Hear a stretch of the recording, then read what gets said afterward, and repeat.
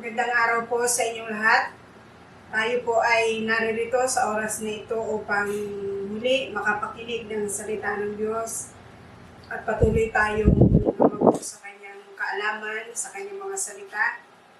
Minsan pa, nais ko pong basahin in 2 Corinthians chapter 8, verse 9. Hindi kaila sa inyo ang kagandahang loob ng ating Panginoong Hesukristo, na kahit na mayaman ay naging dukha upang maging mayaman kayo sa pamamagitan ng kanyang pagiging dukha. Magpalain ng Diyos ang kanyang buhay at banal na salita. Dito po ay pinapakita sa talatang ito na tayong lahat ay inabot ng Panginoon mula nung siya ay ating tinanggap at mula nung siya ay nakilala at dapat makilala ng lahat ng tao ay pinutol ang lahat ng sumpa ng kahirapan. Napakarami pong mga testimony na maririnig natin na mula sa kahirapan ay naging matagumpay sila sa buhay. Unang-unang susi po doon ay yung tinatawag na sipag at tiyaga. Wala namang taong ipinanganak na habang buhay mahirap. Nasa pagsusumika po yan. So, nais ko pong ibahagi sa mga oras na ito the key to thrive from poverty. Ang buhay ng tao, isinilang tayo sa mundong ito na nawala. Wala tayong dala sa mundo. Pero habang tayo ay nagpapatuloy na mabuhay, nasa sa atin po yung pagsusumika po natin upang maranasan natin ang kasaganaan, yamang ito'y ipinangako ng Diyos sa ating lahat. Meron tinatawag na Filipino proverb, poverty is not a hindrance to success. Ang kahirapan, maraming tao, sabi ko kanina, maraming taong galing sa kahirapan pero naranasan ang maging matagumpay. Ito naman sa aking talatang binasa po sa inyo, hindi lang sa kahirapang physical na katawan, kundi kahirapang espiritual, kahirapang physical na katawan, kahirapan sa pamumuhay. Ang lahat ng ito ay tinubos tayo ng Diyos dahil sa kagandahang loob ng Diyos na siya na Diyos na mayaman ay naranasan niyo maging mahirap upang tayong mahirap ay maranasan yung karangyaan ng buhay. Isang malaking biyaya na ating tinatanggap mula sa Panginoon at tayo ay thankful po dyan. Kaya dito po in Luke 19 verse 19 to 27, tinuturuan tayo na matutunan nating gumamit ng kung ano yung meron tayong tinanggap sa Panginoon. Ito ay parables doon sa mga katiwala na nagsusulit sa Diyos. In verse 26, sinasabi ko sa inyo, ang mayroon ay bibigyan pa, ngunit ang wala, kahit ang kaunting nasa kanya ay kukunin pa. Kung ano yung meron tayo, matutunan nating pagyamanin at kung tayo ay mabuting katiwala, mas lalo itong mag-grow at imumultiply. Pangasiwaan natin ng tama at maayos kung ano yung meron tayo. Okay, sa oras na ito, what is the root of poverty? Unang-una, we will identify the causes of poverty.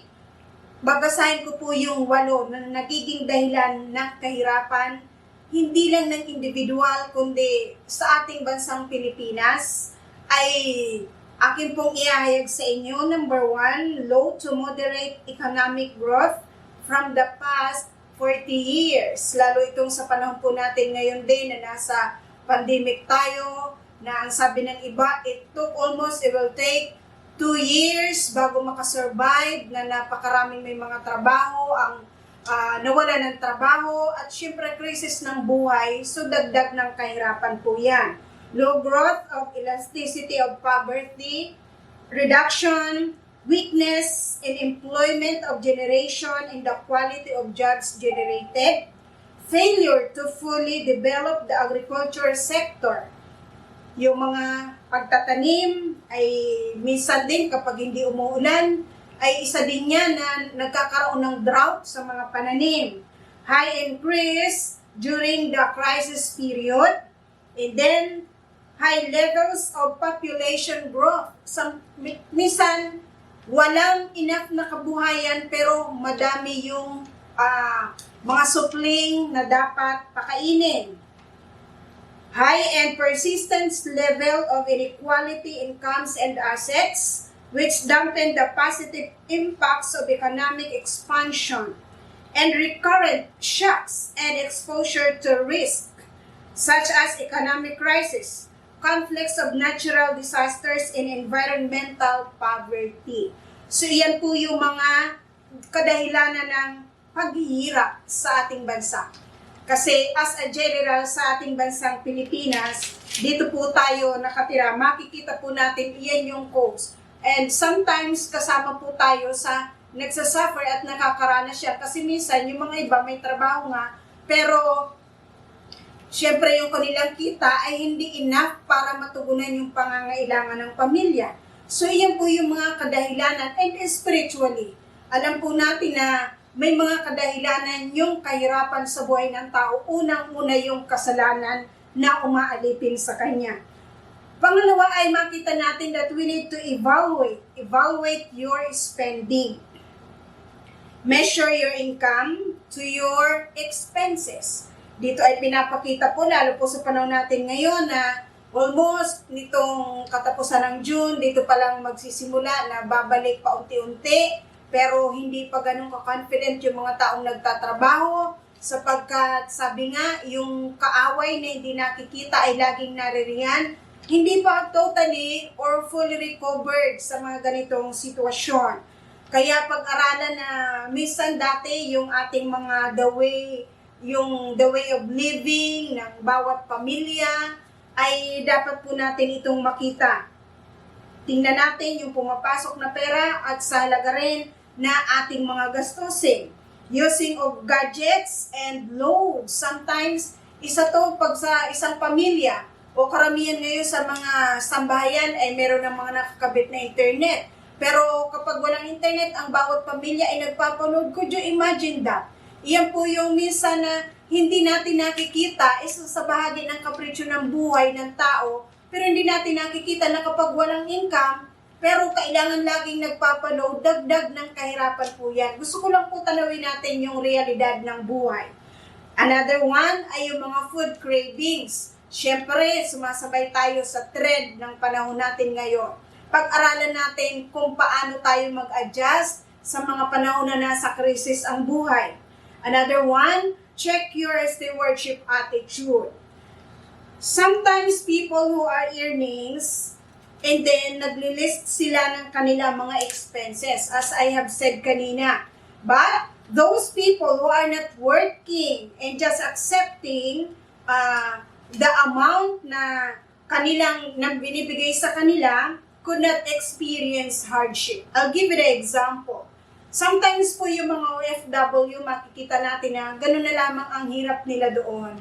Pero minsan may mga pamilya, I am talking about the culture and the attitude, the customs of the Filipino people, na kapag may isa sa miyembro ng pamilya na nakapunta ng ibang bansa, maligaya na sila dahil syempre mag-i-earn na ng dollar or basta tatanggap na sila monthly. Pero ito nga lang ang kahirapan na minsan yung mga nagtatrabaho sa ibang bansa, matindi ang sacrifices na nararanasan nila kumpara yung mga pamilya. Kaya ako po ay kumakatok sa puso ng mga kapwa ko Filipino na kapag meron kayong pamilya na nagtatrabaho sa ibang bansa, could you imagine na ang kapalit ng kanilang kahirapang emosyonal, kahirapang malayo sa pamilya, ay ang pera para gamitin ngay pag-aralan po na gamitin ng tama, ng pagbabudget ng tama, yung finances na inyong tinatanggap.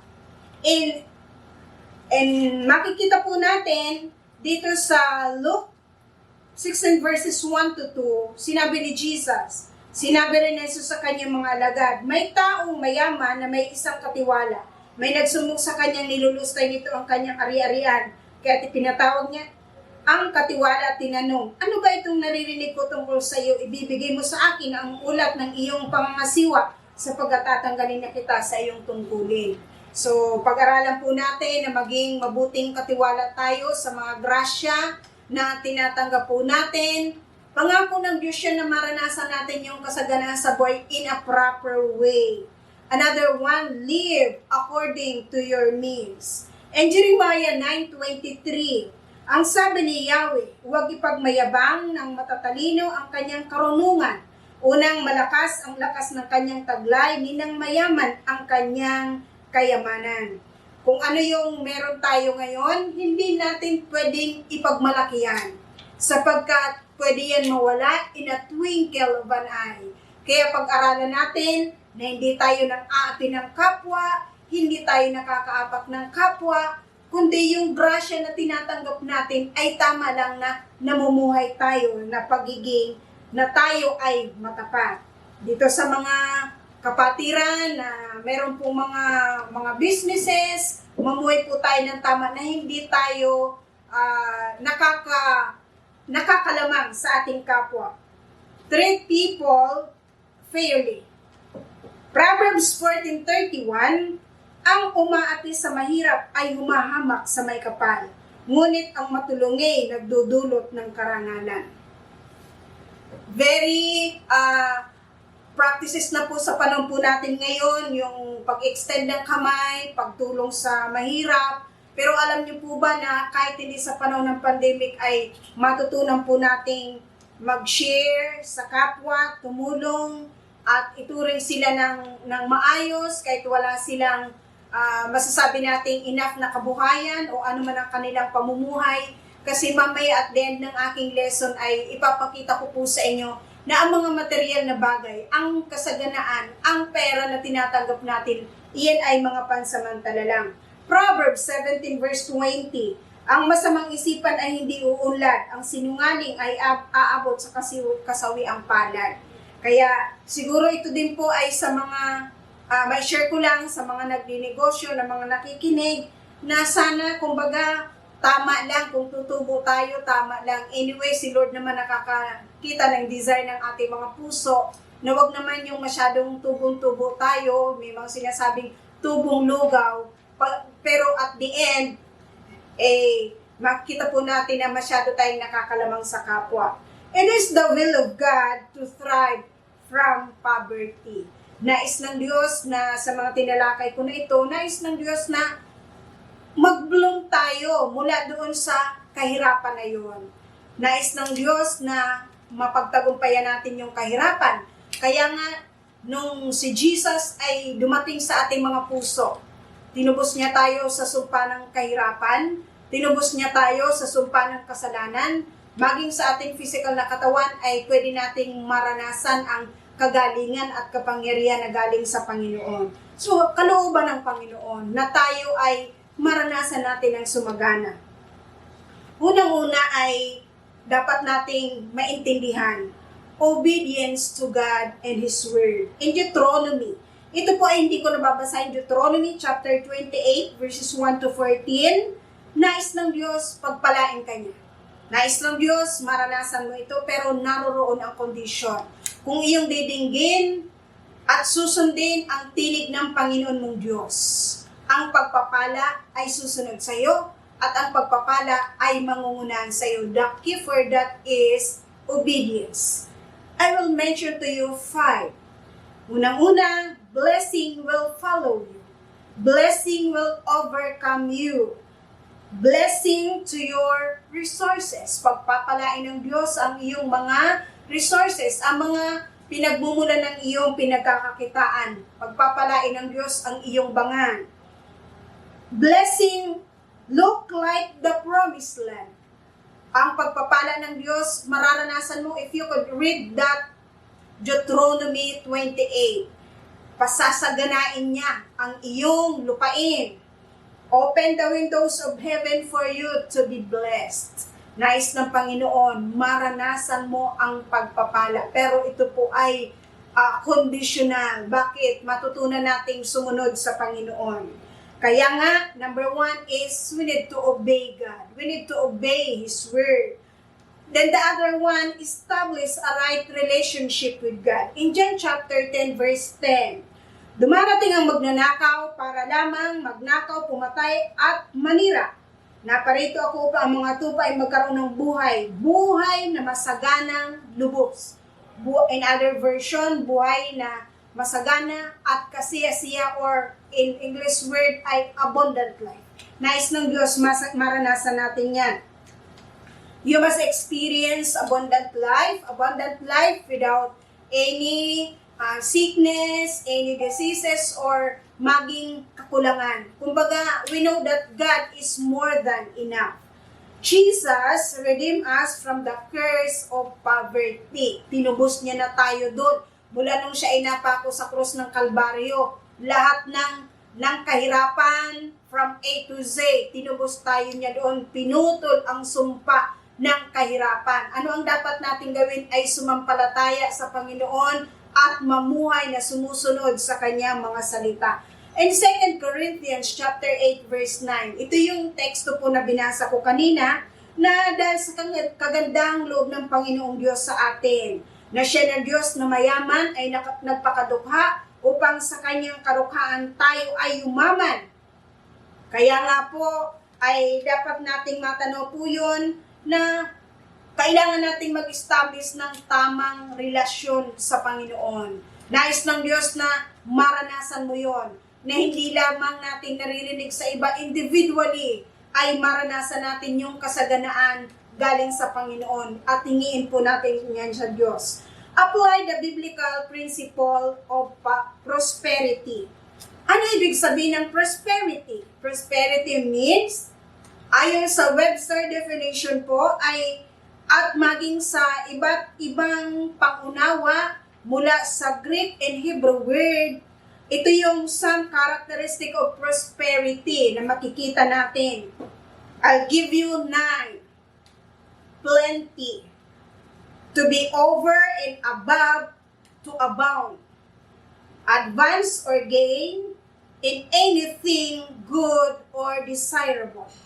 Deliverance, salvation, peace, more than enough. Successful progress in business and enterprise. Completeness, soundness, good fortune. Yan ang ibig sabihin po ng prosperity. So, when we talk about this one, ito ay isa sa mga pinapaniwalaan po natin sa ating simbahan. One of the tenets of faith, yung katuruan, holistic prosperity, na maranasan natin, maging prosperous tayo in our spiritual life, maging prosperous tayo in our physical life, and then at the same time, sa ating pananalapi, maranasan po natin ito. So yung siyam na binanggit ko po sa inyo, ay maranasan natin na hindi naman sobra-sobra. Kasi, kumbaga, merong enough na sa tuwing kakain ka ay meron ka, hindi ka pinagkukulang ng Panginoon. Hindi tayo pagkukulangin ng Diyos. Sa Biblia naman, yung tunay na kayamanan ay binabanggit po yan na hindi lang naman yung pera, ang tunay na kayamanan yung masagana ang puso mo para sa Panginoon. Pero maranasan din natin yung prosperity, lalo po sa may mga negosyo, maranasan yung pagpalain ng Diyos. Kapag tayo ay matapat para sa Panginoon, pagpapalain ng Diyos yung ating mga resources, yung pinagmumula ng mga hanap buhay. Nais ni Lord na binanggit nga dyan sa Deuteronomy, kung babasahin niyo po yan, na tayo ay ulo, hindi buntot. Ibig sabihin, sabi ni Haring David, hindi ko nakita na ang taong sumusunod sa Panginoon ay namamalimos ng tinapay at kanin. Ibig sabihin, kumakatagpo ang Diyos sa ating lahat. In Luke chapter 12 verses 13 to 21, ito yung parables of gold. Dito sa parabola na ito, ay binanggit po dito yung kahalagahan, yung lalaki na may sapat siyang kabuhayan, tapos umaalis siya, and then sabi niya, sobra-sobra na yung akin, nagpatayo pa siya ng malaki kasi doon ko ilalagay, iipunin ko lahat doon yung aking mga kayamanan kung ano yung meron ako. Masyado siyang nanunod, nagpakaligaya siya sa material na bagay meron siya. Pero kung basahin niyo po ang talata sa Biblia na nung gabing siya ay natulog, namatay siya, hindi niya na naranasan kung ano yung meron siya. Kaya alam niyo po ba na napakahalaga po na sa ating pamumuhay ay balansi ang lahat. May panahon tayo sa spiritual, may panahon tayo sa sa ating resources kasi habang nabubuhay tayo, we need to have for that. Pero at the same time, yung puso natin matapat sa Panginoon. Babasahin ko muna yung 1 King chapter 2 verse 3. Tuparin mo ang iyong tungkulin kay Yahweh na iyong Diyos at mamuhay ka ayon sa kanyang kalooban. Sundin mo ang kanyang mga batas, utos, hatol at tuntunin ayon sa nakasulat sa kautusan ni Moises. Sa gayon, magtatagumpay ka sa lahat mong gagawin. Napakahalaga po na yung binanggit po dito ni Solomon o dito kay Elijah ay makikita po natin yung kahalagahan ng pagsunod sa kalooban ng Diyos. Consider the following principles. Kasi we are talking about prosperity. Mapagtagumpayan natin yung kahirapan. I'll give you 6. Be a part of the covenant blessing. Ang covenant ng Diyos sa atin, ang sino mang magpala sa iyo ay pagpapalain ko. Napakahalaga po yung mag-bless tayo sa ating kapwa. Make God your only source of wealth. Si Lord lang. Kung tayo man ay tumatanggap ng pagpapala, yun ay dahil kalooban ng Diyos na tayo ay pagpalain. Seek and trust God for your wealth. Kung paano tayo magkaroon ng kabuhayan, ng augment, of course, you need to work para maranasan mo yung grasya ng Panginoon. Let God's word guide you. Don't be lazy, work hard. Siyempre, para maranasan natin yan, kapag sa ating mga pagtatrabaho ay ginagawa natin ng mabuti yan, ibibless ni Lord dyan yung gawa ng ating mga kamay. Don't forget tithing, also to give cheerfully. Isa po sa biblical principle po yan, na tayo ay pagpapalain ng Diyos kapag tayo ay ginampanan natin yung tungkulin na yung sa Diyos ay para sa Diyos at yung pagbibigay sa kapwa, iyon ay pagtatanim natin sapagkat naniniwala tayo na kapag tayo ay nagtanim, isang araw aani tayo ng bunga ng ating itinanim. Don't forget God, be heaven conscious. So, sa panahon po natin ngayon, nawa po yung prosperity na yan ay maranasan po natin yan sa aking pagwawakas. In Luke chapter 12, verses 13 to 20, yung kanina binanggit ko yung parables of gold, ang paalala ni Jesus sa akin at sinabi niya sa kanilang lahat, mag-ingat kayo sa lahat ng uri ng kasakiman, sapagkat ang buhay ng tao ay wala sa dami ng kanyang kayamanan. Karugsong po ito yung sinabi ko kanina, yung lalaking mayaman na tuwang-tuwa siya, na sa kanyang hindi na wala ng pagsilid, paglagyan sa kanyang pag-aari sa kayamanan, kaso yung siya ay natulog, hindi na siya nagising. Ang material na bagay, hindi natin madadala sa langit yan. Kaya, kung ano yung meron tayo, sana tama yung mga puso po natin. Ito yung lalaking sakim sa kayamanan. Ganyan ang sasapitin ng sino mang nag-iipon ng kayamanan para sa sarili, ngunit dukha naman sa paningin ng Diyos. So sana po, mayaman tayo sa Panginoon, mayaman tayo sa salita ng Diyos. At the same time, yung mga taong pinagkaluban ng enough na kayamanan, maging mabuting katiwala po tayo dyan. The bottom line is, when we die, we leave behind everything. We have and take everything that we are. So sana sa panahon po natin ngayon, naway, kung kayo man nakakaranas ng kasalatan, magdasal tayo sa Panginoon and find the key on how to overcome that poverty. Ang plano ng Diyos sa ating lahat, maranasan natin yung karangyaan. Magandang araw, tayo po ay manalangin. Lord, marami pong salamat sa oras na ito. Amin pong dinadalangin na iyo pong basbasan at pagpalain ng mga salitang aming tinanggap. Kalooban mo, Panginoon, na mula sa kahirapan kami ay mag-bloom, maranasan namin, Panginoon, ang sumagana sa buhay, in our spiritual, in our physical, in our finances. Kaya Lord, sa oras na ito, pinuputol namin ang sumpa ng kahirapan sapagkat ang pangako sa amin, meron kaming Diyos na siya na Diyos na mayaman ay nagpakadukha upang sa kanyang kadukhaan kami ay yumaman, maranasan ng karangyaan, kasaganaan sa buhay. Kaya sa oras na to, pinuputol namin ang sumpa ng kahirapan, ang mga hadlang sa pagpapala, at sa oras na ito, amin pong kinakalasan at binubuksan ang pintuan ng langit upang maranasan ang lahat ng pagpapala. We command all the blessings na dumaloy sa lahat ng mga taong nakikinig at sumasabay sa panalangin na ito. At maging sa oras na ito, Panginoon, pinuputol namin ang sumpa ng crisis na ito in the name of Jesus. At salamat sa masaganang pagpapala na galing sa inyo. In Jesus' name, Amen.